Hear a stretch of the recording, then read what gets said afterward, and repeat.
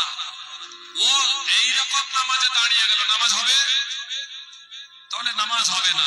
ওযু করেছে আর ওযু নষ্ট হয়ে গেছে, ওযু নষ্ট হয়ে যাওয়ার কিছু কারণ ঘটেছে, হয় উটের মাংস খেয়েছে, অথবা বায়ু নির্গত হয়েছে, অথবা টয়লেট করেছে, তাহলে ওযু নষ্ট হয়ে যাবে।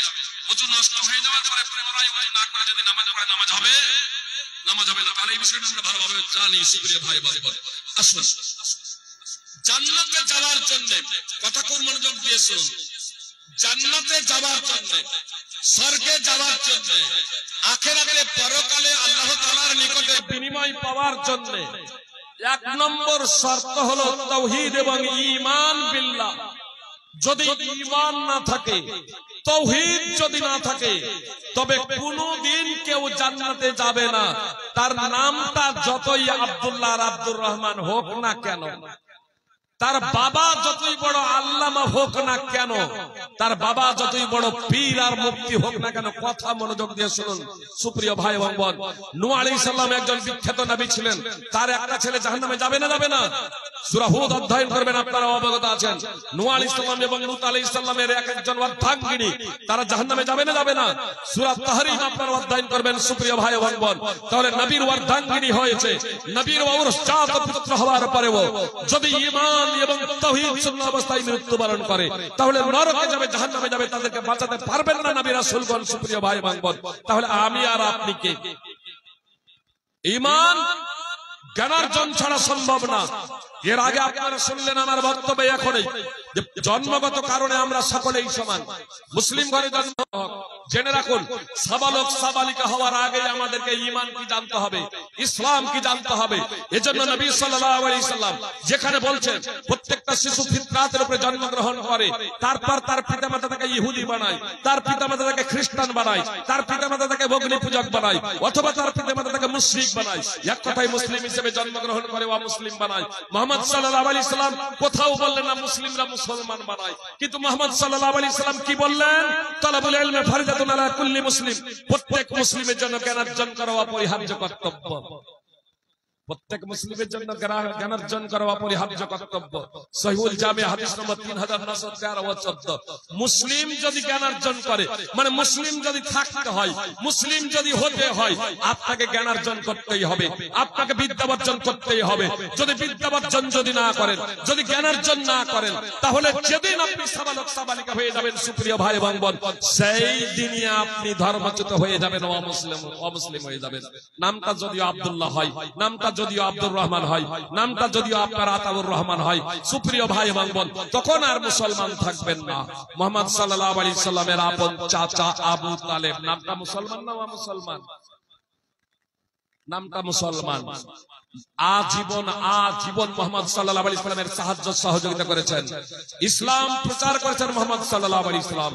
ইসলাম প্রচারে মুহাম্মদ সাল্লাল্লাহু আলাইহি সাল্লামের ইসলাম প্রচারে আবু তালেব মুহাম্মদ সাল্লাল্লাহু আলাইহি সাল্লামের আপন চাচা আজীবন সাহায্য সহযোগিতা করেছেন। তারপরেও তিনি জান্নাতে যাবেন না সুপ্রিয় ভাই এবং বোন, ঈমান এবং তাওহীদ না থাকার কারণে। ঈমান এবং তাওহীদ না থাকার কারণে। আর এই ঈমান এবং তাওহীদ এটা জ্ঞানার্জন ছাড়া অর্জিত হয় না, বিদ্যাবর্জন ছাড়া অর্জিত হয় না। যেদিন সাবালক সাবালিকা হবে আমার আপনার ছেলে মেয়ে, সেই দিন ধর্মচ্যুত হয়ে যাবে, অমুসলিম হয়ে যাবে সুপ্রিয় ভাই ভাই। আপনি স্কুলে পড়াই, স্কুল কলেজ ইউনিভার্সিটিতে পড়ান, কোনো আপত্তি নেই। আপনি ইংলিশ মিডিয়ামে পড়ান, কোনো আপত্তি নেই। তাহলে আগে প্রথমত তাদেরকে ইসলামের মৌলিক জ্ঞানটা শিক্ষা দিন, ইসলামের মৌলিক বিষয়টা তাকে শিক্ষা দিন। ঈমান এবং ইসলাম বিনষ্ট হয়ে যায়, কথা মনোযোগ দিয়ে শুনুন। ঈমান এবং ইসলাম বিনষ্ট হয়ে যায় 10টি কারণে। ঈমান এবং ইসলাম বিনষ্ট হয়ে যায় 10টি কারণে। মার্কেটে আজ বই পাওয়াই যাচ্ছে নামাকিজুল ইসলাম বলে, ইসলাম বিনষ্টকারী বিষয় সমূহ। আপনার কিতাবুত তাওহীদ উঠাবেন, সেখানেও আপনারা পেয়ে যাবেন এই ঈমান বিনষ্টকারী বিষয় সমূহ তথা ইসলাম বিনষ্টকারী বিষয় সমূহ। আপনার 10টি কারণ আছে। 10টি কারণের মধ্যে 10ম নম্বর কারণ আমি আপাতত আলোচনা করতে চাই। 10ম নম্বর কারণ হচ্ছে আল ইরাদা আনিদ দ্বীন, দ্বীন থেকে বিমুখ হওয়া। ওয়া হুয়া লা ইয়াতাআল্লামুহু ওয়া লা ইয়া'মালু বিহি, দ্বীন শিখে না, দ্বীনের প্রতি আমল করে না। সৌদি আরবের বিখ্যাত মুফতি ফতোয়া লাজার দায়েমার প্রাক্তন প্রধান মুফতি, বিংশ শতাব্দীর অন্যতম মুহাদ্দিস শেখ ইবনে বাজ রাহিমাহুল্লাহ, তিনি বলছেন আল-ইরাদান দীনিল্লাহ আইল ওয়াসুলি সালাসা, আল্লাহর দিন থেকে বিমুখ হওয়ার তাৎপর্য হলো ইসলামের তিনটি মৌলনীতি থেকে বিমুখ হওয়া। এর তাৎপর্য হলো যে ইসলামের যে তিনটি মৌলনীতি, অর্থাৎ মারিফাতুর রব, রবকে, আল্লাহকে, আল্লাহর পরিচয় কি, আল্লাহ সম্পর্কে সঠিক তার ধ্যান ধারণা নেই। সুপ্রিয় ভাই এবং বোন, শুধু আল্লাহ আল্লাহ বলাটা যথেষ্ট নয়। মুশরিকরা আল্লাহ আল্লাহ বলতো। পবিত্র কোরআন অধ্যয়ন করবেন সূরাতুল মুমিনুন 23 নম্বর সূরার 84 থেকে 89 নম্বর আয়াত, সূরা জুমার 39 নম্বর সূরার 38 নম্বর আয়াত, সূরা আনকাবুত 29 নম্বর সূরার 61 থেকে 63 নম্বর আয়াত, সূরা লোকমান 25 নম্বর আয়াত। পবিত্র কোরআনে প্রচুর আয়াত আছে। আল্লাহ তাআলা মুহাম্মদ সাল্লাল্লাহু আলাইহি সাল্লামকে বলেছিলেন, মুহাম্মদ সাল্লাল্লাহু আলাইহি সাল্লাম, তুমি মুশরিকদেরকে জিজ্ঞেস করো যে আসমান জমিন কে সৃষ্টি করেছে, আকাশমণ্ডল ভূমণ্ডল কে সৃষ্টি করেছে, রিজক দাতাকে, জন্মদাতাকে, মৃত্যুদাতাকে, সার্বভৌম ক্ষমতার অধিকারী কে? তখন তারা বলবে আল্লাহ, তখন তারা বলবে আল্লাহ। সুপ্রিয় ভাই এবং বোন,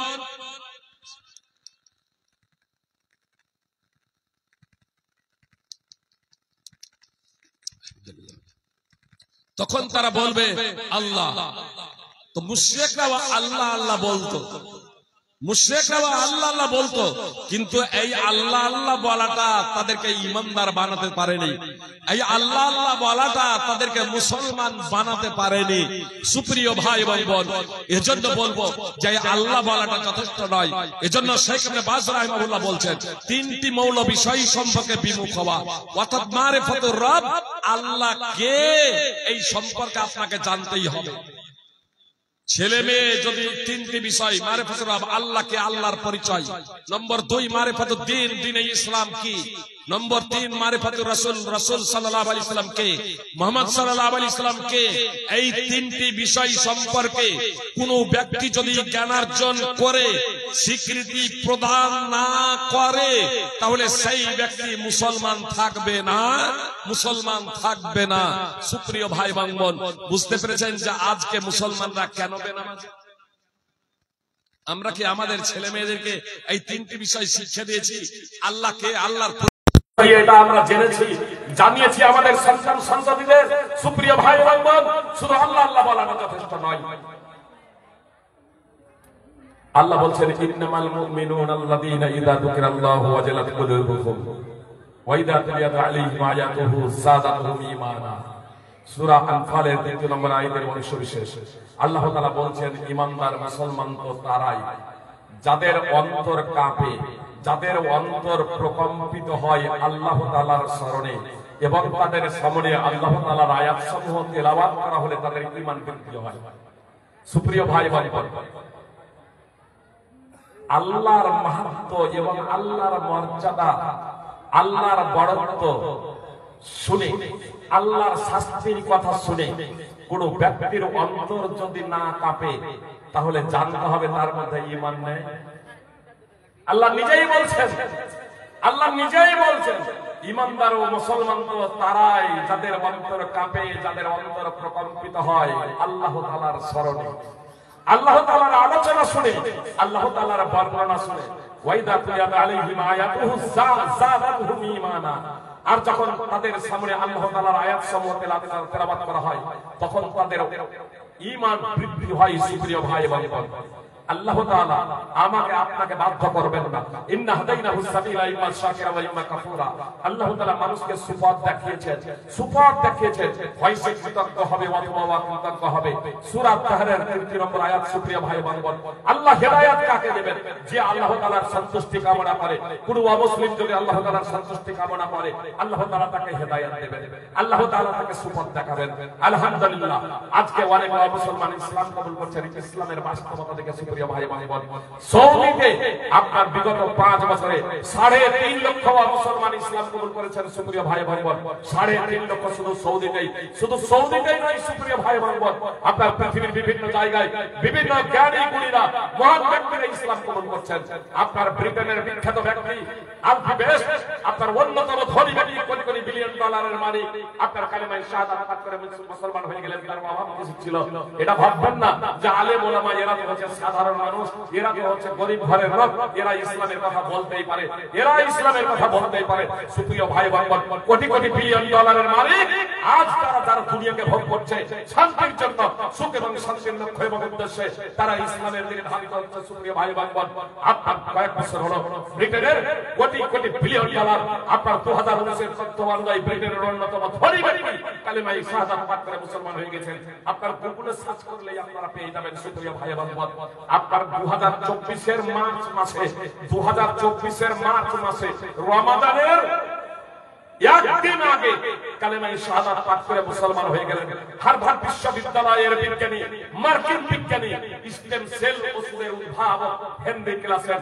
আপনার গুগলে লিখে, ইন্টারনেটে লিখে সার্চ করবেন বিজ্ঞানী হেনরি ক্লাসেন, আপনার ডিটেইলস চলে আসবে। সুপ্রিয় ভাই বোন, আপনার জাপানের বিজ্ঞানী আতোশি কামাল আকুদা, তিনিও কালেমায়ে শাহাদাত পাঠ করে মুসলমান হয়ে গেলেন পবিত্র কোরআন অধ্যয়ন করে। সুপ্রিয় ভাই বোন, আর আজকে আমরা মুসলমানরা পবিত্র কোরআন অধ্যয়ন করতে ভুলে গিয়েছি।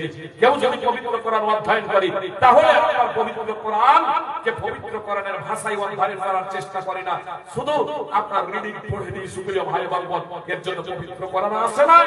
মূলত পবিত্র কোরআনকে আমরা হৃদয়ঙ্গম করব, পবিত্র কোরআনকে বুঝবো, তার জন্য এই পবিত্র কোরআন, পবিত্র কোরআনকে বুঝে সেই পবিত্র কোরআনকে আমরা জীবনে বাস্তবায়ন করব, তার জন্য এসেছে পবিত্র কোরআন। সুপ্রিয় ভাই বোন, অতএব আসুন আমরা পবিত্র কোরআন অধ্যয়ন করি, পবিত্র কোরআনকে বুঝি। আর বর্তমানে এই মাদ্রাসা হচ্ছে তার অন্যতম ব্যবস্থাপনা। এই মাদ্রাসা ছাড়া ইসলামকে আমরা বুঝতে পারি না, মাদ্রাসা ছাড়া ইসলামকে আমরা জানতে পারি না। সুপ্রিয় ভাই বোন, আপনার ডক্টর জাকির নাইকের যদি কথা বলেন, তবে এই মাদ্রাসার বড় বড় আলেমদের সংস্পর্শে এসে বড় বড় আলেমদের কাছ থেকে তিনি ইসলামকে জেনেছেন, ইসলামকে জানেন, এবং ইসলামকে জেনে সেই অনুযায়ী তিনি শিখে তারপরে তিনি কথা বলেন। সুপ্রিয় ভাই বোন, ইসলামকে জানার পরে আলেমদের কাছ থেকে নিজে নিজে ইসলামকে জেনে যায়নি। সুপ্রিয় ভাই বোন, এমনকি বাইবেল জানার জন্য আপনার আহমদ দিদাতের কাছে ট্রেনিং নিয়েছেন, প্রশিক্ষণ নিয়েছেন। সুপ্রিয় ভাই বোন, বাইবেল নিজে নিজে জেনে যান নাই, তাহলে প্রশিক্ষণ নিয়েছেন, প্রশিক্ষণের মাধ্যমে অনুরূপ ভাবে আপনার ইসলামকে যদি জানতে হয়, আপনার মাদ্রাসা ছাড়া বিকল্প কোনো আর ব্যবস্থা নাই যে আপনি ইসলামকে সঠিকভাবে জানতে পারবেন। সুপ্রিয় ভাই বোন, আমি আপনাদেরকে বলছিলাম যে ইসলাম বিনষ্টকারী 10 নম্বর বিষয় হলো আল্লাহ সম্পর্কে অবগত না হওয়া, আল্লাহর পরিচয় সম্পর্কে না জানা, এবং আল্লাহর পরিচয় সম্পর্কে জেনে তার স্বীকৃতি প্রদান না করা। ইসলামকে না জানা, ইসলামকে জেনে স্বীকৃতি প্রদান না করা, অনুরূপ ভাবে রাসূল সাল্লাল্লাহু আলাইহি ওয়াসাল্লামকে না জানা বা রাসূল সাল্লাল্লাহু আলাইহি ওয়াসাল্লামকে জেনে স্বীকৃতি প্রদান না করা। যদি কেউ এই তিনটি বিষয় সম্পর্কে অজ্ঞ হয়, জাহেল হয়, জেনে রাখুন যেদিন আমার আপনার সন্তান সন্ততি আপনার সাবালক সাবালিকা হয়ে যাবে, সেই দিনই ধর্মচ্যুত হয়ে যাবে, মুসলমান হয়ে যাবে।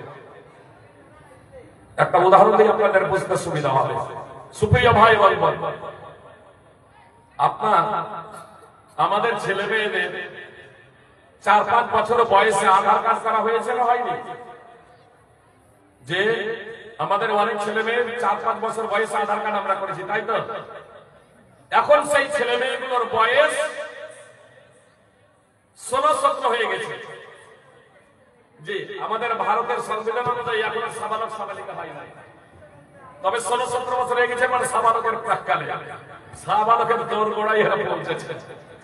এখন ওই 16-17 বছর বয়সে তারা যদি ওই 4-5 বছরের আধার কার্ড নিয়ে যদি পাসপোর্ট করবো মনে করে বা ব্যাংকে কোনো অ্যাকাউন্ট খুলবো মনে করে, তাহলে চলবে? আপনারা অবগত আছেন এটা চলবে না। তাহলে 4-5 বছর বয়সে যে আধার কার্ডটা করা হয়েছিল, আধার কার্ডটা আপডেট করতে হবে। তারে আমরা তো সবাই ছিলাম মুসলিম, হচ্ছে মুসলমান ঘরে জন্ম, ব্রাহ্মণের ঘরে জন্ম, শূদ্রের ঘরে জন্ম, সাঁওতালের ঘরে জন্ম, মুচি মেথরের ঘরে জন্ম, ইহুদি খ্রিস্টানের ঘরে জন্ম। আমরা সবাই সমান ছিলাম, আমরা মুসলিম ছিলাম। সাবালক সাবালিকা হয়ে যাওয়ার পরে এবার মুসলিম আমাদের থাকতে হবে অথবা মুসলিম হতে হবে। সাবালক সাবালিকা হওয়ার আগেই যেমন আধার কার্ড আপডেট করতে হয়, অনুরূপ ভাবে আপনার ইসলাম আপডেট করতে হবে, অর্থাৎ জেনে বুঝে কালেমায়ে শাহাদাত আপনাকে পাঠ করতে হবে। এজন্য রাসূল সাল্লাল্লাহু আলাইহি সাল্লাম বলেছেন, সন্তানের বয়স যখন 7 বছর হবে নামাজের নির্দেশ দেবেন। সন্তানের বয়স 7 বছর হলে নামাজের যদি নির্দেশ দিতে হয়, সুপ্রিয় ভাই বোন, নামাজের নির্দেশ তো তাওহীদের পরে, কালেমায়ে শাহাদাতের পরে। তাহলে কালেমায়ে শাহাদাত যখন আপনার স্পষ্টভাবে শেষ কথা বলতে শিখবে, তখন আপনাকে কালেমায়ে শাহাদাত আপনাকে শিখাতে হবে, তার ভাবার্থ শিখাতে হবে, তার অর্থ শিখাতে হবে। শুধু না জেনে শুনে কেউ যদি কালেমায়ে শাহাদাত পড়ে নেয় তাহলে কি হবে? আমাদের মাননীয় মুখ্যমন্ত্রী মাঝে মাঝে বলেন লা ইলাহা ইল্লাল্লাহ মুহাম্মাদুর রাসূলুল্লাহ। তিনি মুসলমান না মুসলমান? যে হিলারিয়ান হেগে আমেরিকার ধর্মীয় পণ্ডিত কালেমায়ে শাহাদাত পড়লেন আশহাদু আল্লা ইলাহা ইল্লাল্লাহ ওয়া আশহাদু আন্না মুহাম্মাদান আবদুহু ওয়া রাসূলুহু। এই কালেমায়ে শাহাদাতের সংক্ষিপ্ত রূপ হচ্ছে লা ইলাহা ইল্লাল্লাহ মুহাম্মাদুর রাসূলুল্লাহ। তিনি মুসলমান না মুসলমান না? তিনি মুসলমান। যে মুসলমান কালেমায়ে শাহাদাত পড়ছেন, যে এখন যদি কোনো সাঁওতাল, কোনো আদিবাসী, কোনো অমুসলমান একাগ্রচিত্তে বিশুদ্ধ অন্তঃকরণে জেনে বুঝে কালেমায়ে শাহাদাত পাঠ করে তিনি মুসলমান হয়ে যাবেন। আমাদের মাননীয় মুখ্যমন্ত্রী তিনি লা ইলাহা ইল্লাল্লাহ মুহাম্মাদুর রাসূলুল্লাহ যে বললেন, তিনি বুঝেন কি বুঝেন না জানি না, বুঝুন আর না বুঝুন। যেমন অনেকেই মুসলমান লা ইলাহা ইল্লাল্লাহ বলে, আশহাদু আল্লা ইলাহা ইল্লাল্লাহ ওয়া আশহাদু আন্না মুহাম্মাদান আবদুহু ওয়া রাসূলুহু বলে, আর তারপর কাবাতে গিয়ে বলে ইয়া হাসান ইয়া হুসাইন ইয়া আলী মাদাদ। তা কেউ যদি গিয়ে কাবাই যদি বলে ইয়া হাসান ইয়া হুসাইন ইয়া আলী মাদাদ, তাহলে তার ঈমান থাকবে? সেটা মুশরিকে পরিণত হয়ে যাবে। সুপ্রিয় ভাই বোন, কথা খুব মনোযোগ দিয়ে শুনুন। আমার ফতোয়ার কারণে কেউ কাফের হয়ে যাবে না, আমার ফতোয়ার কারণে কেউ মুসলমান হয়ে যাবে না, আমার ফতোয়ার কারণে আল্লাহর আইন পরিবর্তন হবে না, আমার ফতোয়ার কারণে আল্লাহর বিধান পরিবর্তন হবে না। সুপ্রিয় ভাই বোন, যেমন আমার ফতোয়ার কারণে আল্লাহর আইন পরিবর্তন হবে না, কারো ফতোয়ার কারণে আল্লাহর আইন পরিবর্তন হবে না। সুপ্রিয় ভাই বোন, অনুরূপ ভাবে কোন ব্যক্তির ফতোয়ার কারণে কোন ব্যক্তি জান্নাতে চলে যাবে না, আর কোন ব্যক্তি জাহান্নামী হয়ে যাবে না। সুপ্রিয় ভাই বোন, কথা একটু মনোযোগ দিয়ে শুনুন। সুপ্রিয় ভাই বোন, আসলে আজকে আমরা কালেমায়ে শাহাদাত পড়ি, আর কালেমায়ে শাহাদাত পড়ার পরেও আমরা ইসলাম কি না বুঝার কারণে, আমরা ইসলাম কি না বুঝার কারণে যেমনকি আমাদের সাধারণ বোধ শক্তিও যেন আমরা হারিয়ে ফেলেছি। সুপ্রিয় ভাই বোন, সাধারণ বোধ শক্তিও আমরা হারিয়ে ফেলেছি। ফলে আমরা আহ্বান করছি ইয়া হুসাইন ইয়া আলী মাদাদ, মানে হে হুসাইন আপনি সাহায্য করুন, হে আলী আপনি সাহায্য করুন। আলীর যদি এতই সাহায্য করার ক্ষমতা থাকে ইন্তেকালের পরে, তো হুসাইন রাদিয়াল্লাহু তাআলা আনহু কারবালাতে শহীদ হতেন। হাসানের যদি এতই ক্ষমতা থাকতো, হুসেনের যদি এতই ক্ষমতা থাকতো, তো হুসেনই কেন কারবালাতে শহীদ হয়ে গেলেন? ভাই এইটুকু তাদের আর ক্ষমতা নাই। আল্লাহ বলছেন ওয়াইদা মাসাকুমুদ দুররু ফিল বাহরি যাল্লা মান তাদউনা ইল্লা ইয়া ফালাম্মা নাজাকুম ইলাল বাররি আ'রাদতুম ওয়া কানাল ইনসানু কাফুরা। আর যখন তোমাদেরকে সমুদ্রে বিপদ স্পর্শ করে, তখন তিনি ছাড়া যাদেরকে তোমরা ডাকো তারা হারিয়ে যায়, অর্থাৎ তারা তখন তোমাদের মন থেকে হারিয়ে যায়। অতঃপর তিনি যখন তোমাদেরকে রক্ষা করে স্থলে আনেন, তখন তোমরা বিমুখ হয়ে যাও। আর মানুষ তো খুব অকৃতজ্ঞ। সূরা বনী ইসরাঈল 17 নম্বর সূরা 67 নম্বর আয়াত। সুপ্রিয় ভাই বোন, আল্লাহ তাআলা মুশরিকদের চিত্র তুলে ধরেছেন যে মুশরিকরা বিপদে পড়লে আল্লাহকে ডাকে, আর বর্তমানে অনেক মুসলমান করলে শিরক করে মুশরিক হয়ে যায়, তখন তারা ওয়ালি আউলিয়া নবী রাসূলকে ডাকে। আল্লাহ হেফাজত করুক। সুপ্রিয় ভাই বোন, যাদের ইন্তেকাল হয়ে গেছে তাদের কাছে প্রার্থনা করে। অথচ রাসূল সাল্লাল্লাহু আলাইহি সাল্লাম কি বলেছেন? ইদা মাতাল ইনসানু ইনকাতা আনহু আমালু। সহিহ মুসলিম হাদিস নম্বর 1631। মানুষ যখন ইন্তেকাল করে তখন তার সমস্ত আমল বন্ধ হয়ে যায়, কর্ম বন্ধ হয়ে যায়। সুপ্রিয় ভাই বোন, আপনারা এখন আমার পাশে আছেন। যেমন আমি সভাপতি সাহেবের দিকে একটা ইঙ্গিত করলাম পানি পান করার জন্য, সঙ্গে সঙ্গে আমার কাছে পানির বোতল চলে এলো। সুপ্রিয় ভাই বোন, আমাকে পানি দিয়ে দিলেন। তার কারণে মানুষের আওতার মধ্যে মা তাহতাল আসবাব।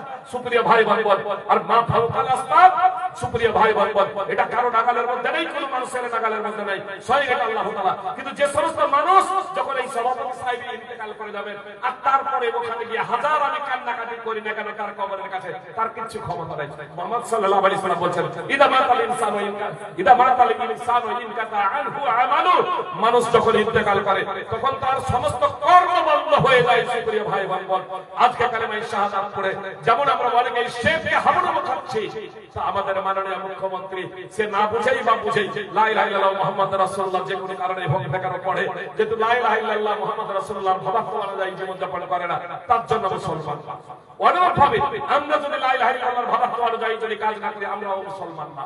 এজন্য রাসূল সাল্লাল্লাহু আলাইহি ওয়াসাল্লাম কি বলেছেন, আন উসমান ক্বালা ক্বালা রাসূলুল্লাহ সাল্লাল্লাহু আলাইহি ওয়াসাল্লাম মান মাতা ওয়া হুয়া ইয়ালামু আন্নাহু লা ইলাহা ইল্লাল্লাহ দাখালাল জান্নাহ। উসমান রাদিয়াল্লাহু তাআলা রাসূলকে বলেন, রাসূল সাল্লাল্লাহু আলাইহি বলেন, রাসূল সাল্লাল্লাহু আলাইহি ওয়াসাল্লাম বলেছেন, যে ব্যক্তি এই অবস্থায় মৃত্যুবরণ করবে যে সে জানে আল্লাহ ছাড়া সত্য কোনো উপাস্য নেই, সে জান্নাতে যাবে। কথা মনোযোগ দিয়ে শুনুন, আল্লাহ ছাড়া সত্য কোনো উপাস্য নেই। সার্বভৌম ক্ষমতার অধিকারী আল্লাহকে মুশরিকরাও মানত, রিজিক দাতা, জীবন দাতা, আইন দাতা, বিধান দাতা, এটা মুশরিকরাও মানত। কিন্তু ইবাদতে শিরক করত, ইবাদতে শিরক করত। সুপ্রিয় ভাই বোন, মুহাম্মদ সাল্লাল্লাহু আলাইহি সাল্লাম বললেন, যে ব্যক্তি এই অবস্থায় মৃত্যুবরণ করবে যে সে জানে আল্লাহ ছাড়া সত্য কোনো উপাস্য নেই, সে জান্নাতে যাবে। সুপ্রিয় ভাই বোন, আপনি যখন জেনে বুঝে এই কথাটা বলবেন লা ইলাহা ইল্লাল্লাহ, অর্থাৎ আল্লাহ ছাড়া সত্য কোনো উপাস্য নেই, আর এটা এজন্যই যালিকা বিআন্নাল্লাহু হুয়াল হক ওয়া আন্না মা ইয়াদউনা মিন দুনিহি হুয়াল বাতিল ওয়া আন্না মা ইয়াদউনা মিন দুনিহি হুয়াল বাতিল। আর এটা এজন্যই যে আল্লাহ তাআলাই হলেন চূড়ান্ত সত্য বাস্তব, আর তারা আল্লাহকে বাদ দিয়ে যা কিছুকে আহ্বান করে ডাকে, ওয়া আন্না মা তাদউনা মিন ওয়া আন্না মা ইয়াদউনা মিন দুনিহি হুয়াল বাতিল, আর তারা আল্লাহকে বাদ দিয়ে যা কিছুকে আহ্বান করে ডাকে তা হলো বাতিল। সূরা হজ 22 নম্বর সূরার 65 নম্বর আয়াতের অংশ বিশেষ। সুপ্রিয় ভাই বোন, আল্লাহ হলেন একমাত্র সত্য উপাস্য। আল্লাহ ছাড়া পৃথিবীতে যাদের আহ্বান করা হয়, পৃথিবীতে যাদেরকে ডাকা হয়, পৃথিবীতে যাদের পূজা করা হয়, সবগুলো হলো বাতিল, সবগুলো হলো কাল্পনিক, সবগুলো হলো অবাস্তব। সুপ্রিয় ভাই বোন, এটা আপনাকে স্বীকৃতি প্রদান করতেই হবে, নইলে আপনি মুসলমান হতে পারেন না। সুপ্রিয় ভাই বোন, তো লা ইলাহা ইল্লাল্লাহ আপনি বলছেন, আর তারপরে যদি আপনি মাজারে ও মাকবরে মাথা ঢুকেন, আপনি যদি মূর্তির সামনে মাথা ঢুকেন, আপনি যদি চন্দ্র সূর্যের সামনে মাথা ঢুকেন, সুপ্রিয় ভাই বোন, আল্লাহ তাআলা স্বাধীনতা দিয়েছেন, ইন্না হাদাইনাহু সাবিলা ইম্মা শাকিরা ওয়া ইম্মা কাফুরা, তাহলে ফল আপনার অত্যন্ত ভয়াবহ জাহান্নামে যেতে হবে। আল্লাহ তাআলা স্পষ্টভাবে ঘোষণা করেছেন, ইন্নাল্লাযীনা কাফারু মিন আহলিল কিতাবি ওয়াল মুশরিকিনা ফি নারি জাহান্নাম খালিদিনা ফিহা উলাইকা হুম শাররুল বারিয়া ইন্নাল্লাযীনা আমানু ওয়া আমিলুস সালিহাতি উলাইকা হুম খায়রুল বারিয়া। আল্লাহ তাআলা স্পষ্টভাবে বললেন, নিশ্চয়ই কিতাবীদের মধ্যে যারা কুফরি করেছে এবং যারা শিরক করবে তারা জাহান্নামে যাবে, জাহান্নামে স্থায়ী হবে, তারাই হলো সৃষ্টির নিকৃষ্ট। সুপ্রিয় ভাই বোন, কথা খুব মনোযোগ দিয়ে শুনুন, কথা খুব মনোযোগ দিয়ে শুনুন।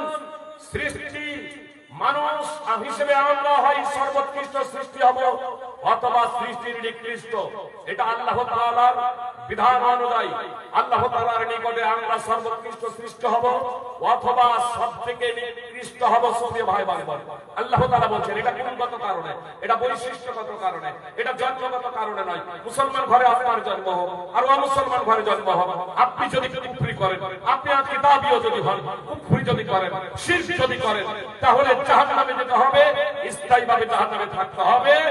আর এদের প্রসঙ্গে আল্লাহ বলছেন এরা সৃষ্টির নিকৃষ্ট, আর সৃষ্টির সর্বোৎকৃষ্ট প্রসঙ্গে আল্লাহ তাআলা বলছেন, ইন্নাল্লাযীনা আমানু ওয়া আমিলুস সালিহাতি উলাইকা হুম খায়রুল বারিয়া, নিশ্চয়ই যারা ঈমান এনেছে এবং সৎকর্ম করেছে এরাই হলো সৃষ্টির সর্বোৎকৃষ্ট। সৃষ্টির সর্বোৎকৃষ্ট যদি হতে চান তাহলে দুটো বৈশিষ্ট্য অর্জন করতে হবে, দুটো গুণে গুণান্বিত হতে হবে।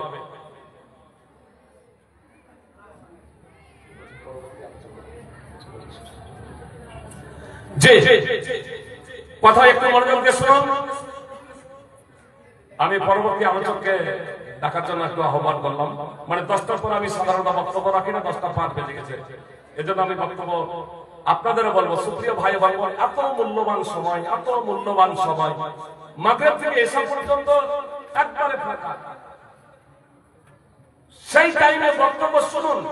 আমি বললাম ভাইদেরকে যে সেই টাইমে বক্তব্য রাখার ব্যবস্থা করুন, প্রয়োজনে আসর থেকে বক্তব্য শুরু করুন, রাত্রি 10টা 11টার মধ্যে পুরো প্রোগ্রামই শেষ করে দেবেন। সুপ্রিয় ভাই বোন, রাতকে করেছেন আল্লাহ তাআলা বিশ্রামের জন্য, বিশ্রামের জন্য।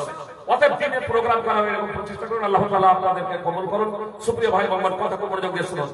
দুটো গুণ, দুটো বৈশিষ্ট্য যদি আমরা অবলম্বন করতে পারি, আমাদের ঘরে জন্ম মুসলমান ঘরে হোক আর অমুসলমান ঘরে হোক, তাহলে আমরা সর্বোৎকৃষ্ট সৃষ্টি হতে পারবো ইনশাআল্লাহ। এক হচ্ছে ঈমান, এক হচ্ছে ঈমান। আর ঈমান দার হওয়ার জন্য আমাকে আপনাকে জ্ঞান অর্জন করতেই হবে, এটা প্রথম শর্ত, এটা প্রথম শর্ত। সুপ্রিয় ভাই বোন, অতএব এই ঈমান অর্জন করার জন্য, মৌলিক জ্ঞান শিখার জন্য মসজিদের ইমামের কাছে হোক, বাপ মায়ের কাছে হোক, ইসলামী বইপত্র কিনে নিন, মসজিদের ইমামের কাছে হোক, মাদ্রাসায় হোক, অবশ্যই আপনারা শিখবেন। তারপরে আপনার ইংরেজি, বাংলা, অন্যান্য যা কিছু আছে শিখুন। শিক্ষার দিক থেকে আপনি পিছিয়ে থাকবেন না। শুধু উচ্চতর ডিগ্রি অর্জন করলেই হবে না, উচ্চতর ডিগ্রির সাথে সাথে যদি সুশিক্ষা অর্জন না করতে পারেন, তাহলে আপনার প্রকৃত মানুষ হতে পারবেন না। আপনার এই কয়েকদিন হলো মাও উচ্চ শিক্ষিতা, বাপও উচ্চ শিক্ষিতা, পুজো করতে গিয়ে 2 জন মেয়েকে বলে দিল, এই সাবালিকা 2 জন মেয়েকে, যে মরে গিয়ে তারা কলিযুগে আবার খুব ভালো হয়ে জন্মগ্রহণ করবে। নাউযুবিল্লাহি মিন যালিক। সুপ্রিয় ভাই বোন, মাওয়া আইআইটির শিক্ষিকা, সুপ্রিয় ভাই, বাপও উচ্চ শিক্ষিত, সুপ্রিয় ভাই বোন, তারপরেও আপনার নিজের সাবালিকা 2 জন মেয়েকে আপনার বলি দিল, স্রষ্টা সন্তুষ্ট হবে বলে নাউযুবিল্লাহ। এতে আল্লাহ সন্তুষ্ট হবে না, এটা মহাপাপ। সুপ্রিয় ভাই বোন, একজন নিরীহ মানুষকে হত্যা করার তাৎপর্য হলো সমগ্র মানব জাতিকে হত্যা করা। সূরা মাইদা 5 নম্বর সূরা 32 নম্বর আয়াতের অংশ বিশেষ। তো আমি আপনাদেরকে বলছিলাম প্রথম নম্বর হচ্ছে ঈমান, আর এর জন্য প্রথম শর্ত হলো আপনাকে জ্ঞান অর্জন করতে হবে। নম্বর 2, আপনার আমালে সালেহা। আমালে সালেহা এটা 2 শ্রেণীতে বিভক্ত।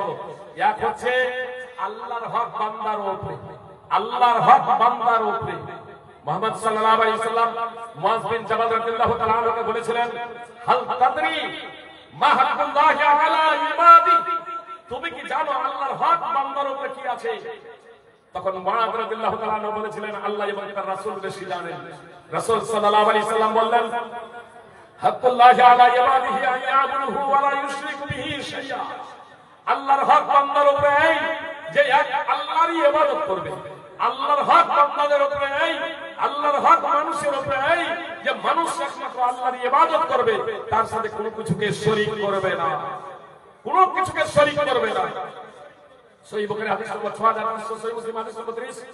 সুপ্রিয় ভাই বোন, আজকে ওয়া মুসলমান তো ওয়া মুসলমান, যাদের নামটা মুসলমানি তারাও আপনার শিরকে জর্জরিত, নানা ধরনের শিরক। তার মধ্যে কমন একটা শিরকের কথা আপনাদের সম্মুখে তুলে ধরি, নামাজ ছেড়ে দেওয়া শিরক। এই বিষয়ে কারো কোনো দ্বিমত নাই, তার কারণ স্পষ্ট এই বিষয়ে হাদিস আছে। নবী সাল্লাল্লাহু আলাইহি ওয়াসাল্লাম বলেছেন, লাইসা বাইনাল আবদি ওয়াশ শিরকি ইল্লা তারকুস সালাহ ফাইদা তারাকাহা ফাকাদ আশরাক। বান্দার মাঝে এবং শিরকের মাঝে পার্থক্য নির্ণয়কারী হলো নামাজ, যে ব্যক্তি নামাজ ছেড়ে দিল সে শিরক করল। সুনান ইবনে মাজাহ হাদিস নম্বর 1080, শারহ উসুল ইতিকাদ আহলে সুন্নাত ওয়াল জামাআহ হাদিস নম্বর 1521। সুপ্রিয় ভাই বোন, নামাজ ছেড়ে দেওয়াটাই হলো শিরক। শিরক কত বড় অপরাধ আপনি জানেন সুপ্রিয় ভাই বোন? এটা মহাপাপ। মদ পান করা, জুয়া খেলা এক নম্বর চরম অপরাধ সুপ্রিয় ভাই বোন। কিন্তু মদ পান করা, জুয়া খেলা থাকবে এটা বড় পাপ সুপ্রিয় ভাই বোন। এজন্য মদও খাবেন না, জুয়াও খেলবেন না, নেশা দ্রব্য সমস্ত বর্জন করুন, এমনকি নামাজ পড়তে অভ্যস্ত হয়ে যান সুপ্রিয় ভাই বোন। দ্বিতীয় একটা কথা, আমাদের আপসে সুসম্পর্ক স্থাপন সুপ্রিয় ভাই বোন। আলেম ওলামা যারা আছেন, মুসলিম যারা আছেন, স্বামী স্ত্রী, পিতা পুত্র, মাতা কন্যা, জায়ের ননদে, শাশুড়ি বইয়ে, পাড়া প্রতিবেশীদের সুপ্রিয় ভাই বোন, কথা মনোযোগ দিয়ে শুনুন। বান্দার হকে একে অপরের সাথে আমি শুধু দুটো হাদিসের ভাবার্থ বলে আমি আমার কথাকে করে দিচ্ছি। সোমবার এবং বৃহস্পতিবার সোমবার এবং বৃহস্পতিবার জান্নাতের দরজা সমূহ খুলে দেওয়া হয়। একটি বর্ণনায় আছে আমল পেশ করা হয়, অর্থাৎ আল্লাহ তাআলার নিকটে আমল পেশ করা হয়। আর আল্লাহ তাআলা তার প্রত্যেক এমন বান্দাকে ক্ষমা করে দেন যারা আল্লাহর সাথে শরীক করে না। যারা শিরক করে না, এবং প্রত্যেক ব্যক্তিকে, প্রত্যেক আল্লাহ তার বান্দাকে ক্ষমা করে দেন। তবে এমন দুই ব্যক্তিকে ক্ষমা করেন না ততক্ষণ পর্যন্ত যতক্ষণ না তারা আপসে মীমাংসা করে। আল্লাহ তাআলা বলেন, আনদিরু হাযাইনি হাত্তা ইয়াসতালিহা, আনদিরু হাযাইনি হাত্তা ইয়াসতালিহা, আনদিরু হাযাইনি হাত্তা ইয়াসতালিহা। তিনবার করে মুহাম্মদ সাল্লাল্লাহু আলাইহি ওয়াসাল্লাম কথা বলেছেন যে এদেরকে অবকাশ দাও, এদেরকে সুযোগ দাও, যতক্ষণ না তারা আপস মীমাংসা করে নেয় এদেরকে ছেড়ে দাও, ততক্ষণ পর্যন্ত এদেরকে ক্ষমা করা হয় না।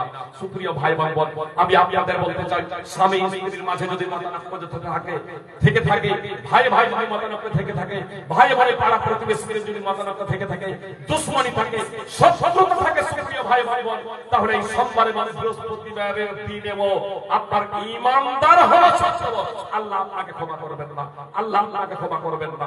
এজন্য আপস মীমাংসা করে নিন, একে অপরের কাছে ক্ষমা করিয়ে নিন, ক্ষমা করে দিন। সুপ্রিয় ভাই বোন, সুপ্রিয় ভাই বোন, প্রাপ্ত হয়ে থাকেন তাহলে ক্ষমা করে দেবেন, আর আমি আপনাদের ক্ষমা করে দিলাম, তার কারণ আমি নেকির ক্ষমার আমি একজন ভিখারি। সুপ্রিয় ভাই বোন, আল্লাহ তাআলা আমাদের সকলকে কোরআন এবং সুন্নাহ অনুযায়ী জীবনযাপন করার তৌফিক দান করেন। শেষ হাদিস, সুপ্রিয় ভাই বোন, আবু দারদা রাদিয়াল্লাহু তাআলা আনহু বর্ণনাকারী, রাসূলুল্লাহ সাল্লাল্লাহু আলাইহি ওয়াসাল্লাম বলেছেন, আলা আখবিরুকুম বি আফদালা মিন দারাজাতিস সিয়ামি ওয়াস সালাতি ওয়াস সাদাকা, ক্বালু বালা, ক্বালা সালাহু যাতিল বাইন ফাইন্না ফাসাদা যাতিল বাইন হিয়াল হালাক। আবু দারদা রাদিয়াল্লাহু তাআলা আনহু বর্ণনাকারী, রাসূল সাল্লাল্লাহু আলাইহি ওয়াসাল্লাম বলেছেন, আমি কি তোমাদের নামাজ, রোজা, সাদকা, দান খয়রাত থেকে উত্তম বিষয়ের প্রতি অবহিত করব না, উত্তম বিষয় সম্পর্কে বলে দিব না? তখন সাহাবায়ে কেরাম বললেন, আল্লাহ রাসূল বলুন। তো আল্লাহ রাসূল সাল্লাল্লাহু আলাইহি সাল্লাম বললেন, আপসে সুসম্পর্ক স্থাপন করা, আপসে সুসম্পর্ক স্থাপন করা। কারণ আপসে সুসম্পর্ক নষ্ট করা তাৎপর্যই হলো ধর্মকে বিনাশ করা। সুনানে তিরমিজি হাদিস নম্বর 2509। আল্লাহ তাআলা আমাদের প্রত্যেককে প্রকৃত মুসলমান হওয়ার তৌফিক দান করেন, আমিন। আসসালামু আলাইকুম ওয়া রাহমাতুল্লাহি ওয়া বারাকাতুহু।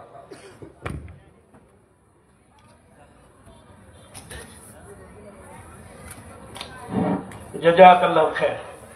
এবার আপনাদের সম্মুখে শাইখ আব্দুর রহমান আল আদিল মাদানী সাহেবকে আপনাদের সম্মুখে নিয়ে আসছি। উনি নিজের গুরুত্বপূর্ণ ভাষণ আপনাদের সামনে রাখবেন। আমরা শুনে যেন আমল করার চেষ্টা করি ইনশাআল্লাহ। আসুন।